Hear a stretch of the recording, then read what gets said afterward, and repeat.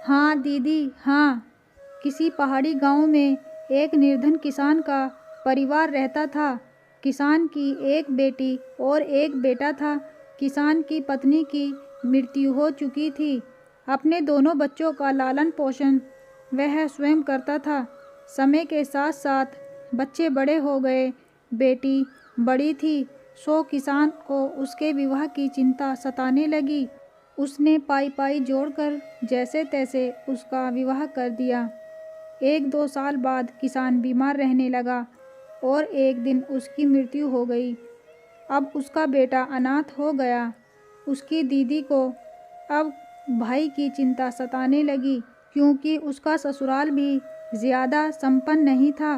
तो वह अपने सास ससुर व पति से इस बारे में बात करने में संकोच करने लगी। परंतु भाई की चिंता में उसने हिम्मत बांध के भाई को अपने ससुराल में ही रखने की बात ससुरालियों से की। ससुराल वाले बहू की बात मान तो ली, परंतु कुछ शर्तों के साथ। ये शर्तें थी, उसके भाई को भोजन में भूसे की रोटी और बिच्छू का साग। बिच्छू एक प्रकार की पहाड़ी घास होती है जो सब्जी बनाने के काम भी आती है। उसे चक्की की ओट में सोना होगा। मवेशियों को चराने की जिम्मेदारी उसकी होगी। बहन को ये बातें बिल्कुल भी उचित नहीं लगी, परंतु भाई प्रेम और उसकी अकेले रहने की चिंता में उसने यह शर्तें मान ली। भाई ने भी परिस्थिति के अनुसार मन पसीज के यह शर्तें मान ली। अब भाई अपनी बहन के ससुराल में रहने लगा। धीरे धीरे भाई अब उस परिवेश में घुल मिल गया। वह दिन में मवेशियों को चराने जंगल जाता और रात को भोजन में मिली भूसे की रोटी और बिच्छू की सब्जी खाकर वहीं चक्की की ओट पर टाट बोरी बिछा के सो जाता। ऐसे ही वक्त बीतता गया। एक दिन मवेशियों को जंगल में चराते चराते उसे एक अनजान व्यक्ति मिला। उस व्यक्ति ने उसे उसके साथ चलने को कहा। पहले तो उसने साथ आने से मना किया, परंतु जब उस अजनबी ने उसे अच्छा काम और अच्छे भविष्य का लोभ दिखाया तो वह सोचने लगा कि बहन के घर में बोझ बनने से अच्छा है कि और काम करके धन कमाया जाए। उसने साथ चलने की हामी भर दी। शाम को जब भाई नहीं लौटा तो बहन को चिंता होने लगी। गांव में भी बात फैल गई।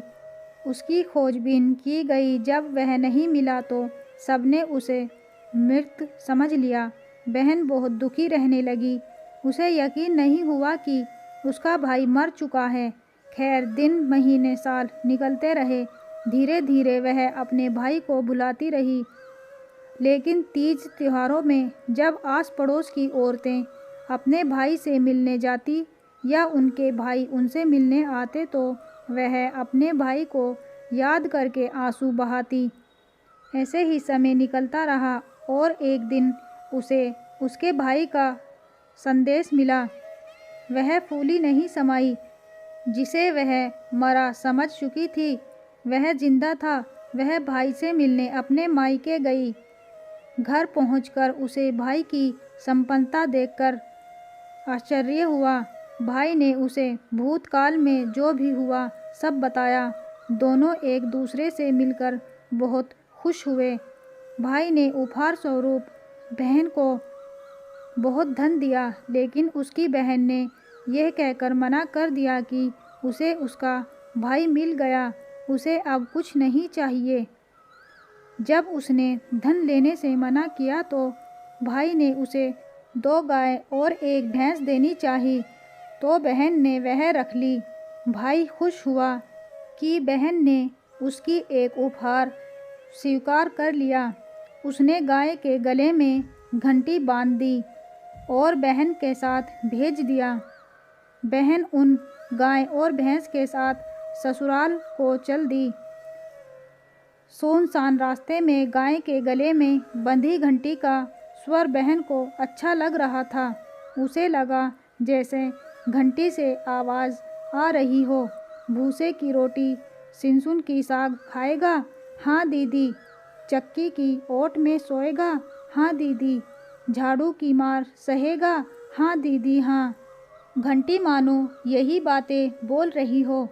यह सोचकर वह ज़ोर ज़ोर से हंस पड़ी। दोस्तों, इस दुनिया में भाई बहन का प्यार बहुत अनमोल तोहफा है। इसको हमेशा इस तरीके से ही बनाए रखना चाहिए एक दूसरे के लिए। अगर आपको ये कहानी पसंद आई हो तो प्लीज़ हमें कमेंट करके ज़रूर बताएं और हमारे चैनल को लाइक, शेयर एंड सब्सक्राइब ज़रूर कर दें और बेल आइकन को भी दबा दें ताकि आने वाली वीडियोज़ आप तक पहुंचती रहे। तब तक के लिए बाय बाय।